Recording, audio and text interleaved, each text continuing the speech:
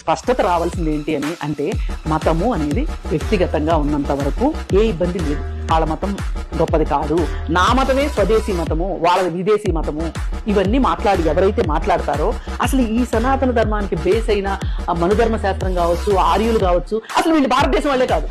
మనం ప్రౌడ్ గా చెప్పొచ్చు, వీఆర్ ద్రవిడియన్స్. మనది ద్రావిడ సంస్కృతి, మనది ఈ దేశం మనది. అసలు ఈ దేశంలో ఉన్నది ద్రవిడులే.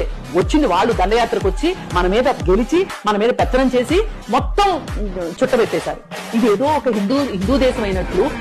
అసలు మన రాజ్యాంగం ప్రకారం లౌకిక దేశం మనది. ఆ లౌకిక దేశంలో మీరు అందరిది ఒకే మతం అనడం ఎలా కరెక్ట్ అవుతుంది?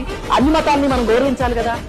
ఇది నా ప్రశ్న. అలాంటప్పుడు మీరు మీ మతానికి ఏమైనా ఇబ్బంది జరిగింది అంటే మీ మతాన్ని కాపాడుకోవాలి అని అనుకుంటే మీ మతంలో ఏమైనా సంస్కరణలు అవసరం ఉన్నాయేమో చూసుకోండి, సంస్కరించుకోండి, మీ మతాన్ని మీరు ఆచరించుకోండి.